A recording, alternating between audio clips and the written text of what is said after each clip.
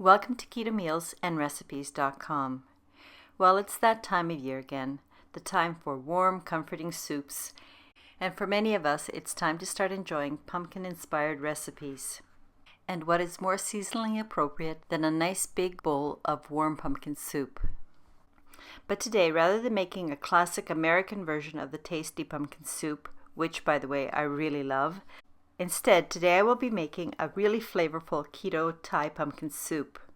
I wanted to do something different, and this nutritious soup has the full comforting flavor of a really good old-fashioned pumpkin soup, but it also has that complex flavor that Thai cuisine is famous for.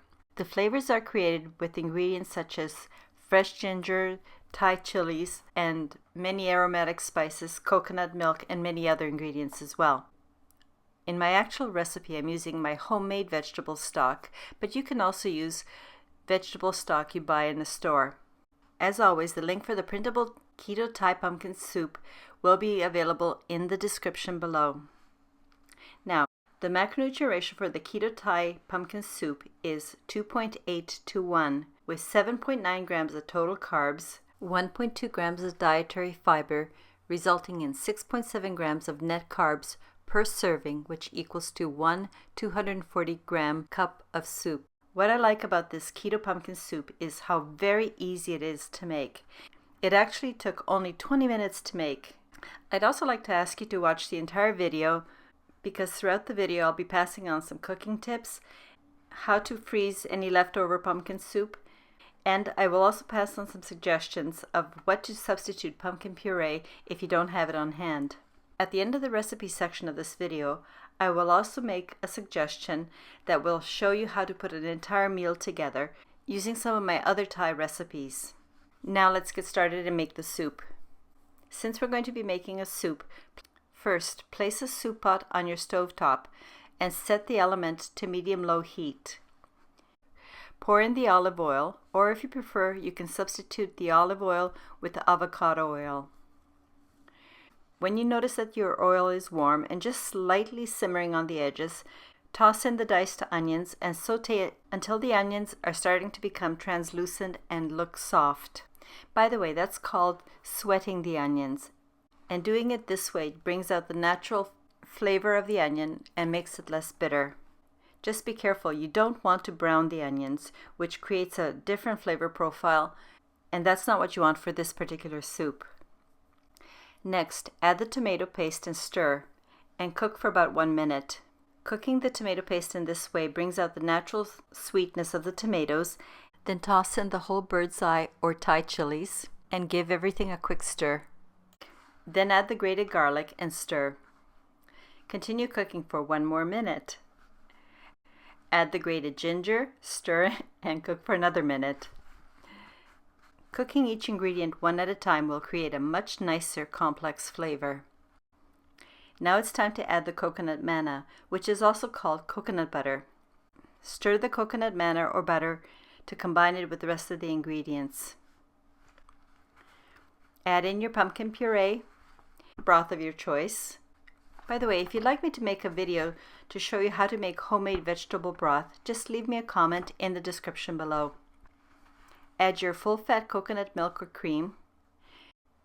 Add your water. Now add the seasoning, your salt and pepper, and also the lemon juice. If you can, please use freshly squeezed lemon juice because it's always the most flavorful and has the highest nutrient value. And just stir to combine. Now that all your ingredients have been added to the pot, increase the heat to medium and bring the liquid to a simmer, but not a boil. Continue cooking for 5 more minutes as the soup is lightly simmering. If you like pumpkin recipes, please watch to the end, and the end cards will give you some more suggestions of recipes that I've already posted that have pumpkin as an ingredient. And now we're done. This is all there is to the cooking process for this fragrant Thai pumpkin soup. There's one more thing you have to do before serving the soup, and that's to remove the whole chilies. You don't need these chilies anymore, so just discard them. This is a wonderful soup served hot, but it's also pretty good when it's cold. So whichever way you like, enjoy. Now here's some prep ahead suggestions. If you'd like to freeze this soup, let the soup first cool down in the pot, then ladle about 1 liter, which is just slightly less than 1 full quarter, into a glass freezer safe container or mason jar. Alternatively, you could use freezer bags once your soup is at room temperature. If you're using freezer bags, fill the bags, zip them up, and then put them flat on a cookie sheet into your freezer until they're frozen. Using the cookie sheet method and freezing them in flat layers makes it much more convenient to store in your freezer. As I mentioned earlier, if you don't have pumpkin puree, a very good substitute for pumpkin is roasted butternut squash or acorn squash. And all you have to do is take either of these kinds of squashes, cut them in half, scoop out the seeds and the stringy bits, place the squash halves cut side down on a parchment-lined cookie sheet, and bake them in a preheated oven set to 370 degrees Fahrenheit or about 190 degrees Celsius, and bake for about 15 to 30 minutes or until the squash is soft and you can poke it easily through the skin with a fork. Your actual baking time will depend on what kind of squash you're using and how big your squash is, so adjust accordingly. And when the squash is fully baked, then just scoop out the flesh and puree, and then use it in the soup. Now here's my meal suggestion if you want to take this soup and include it in a full recipe. When I make this soup, I sometimes want to make a complete Thai meal, at which point I like to serve it with my Thai green salad. And in my video I show you 2 different ways to make this salad. And by the way, this salad keeps extremely well in the fridge for several days and the taste just keeps getting better and better, so make extra. And I also like to make my nutty avocado spread, and then I use my flaxseed wraps and make a roll, which makes it a very tasty and filling meal. But if you don't want to use these entrees, you can use whatever entrees you prefer and whatever sides you like. For those of you who may be new to my channel or have not done so already, please subscribe, turn on your notification bell, like, leave a comment, and share this recipe with someone you know.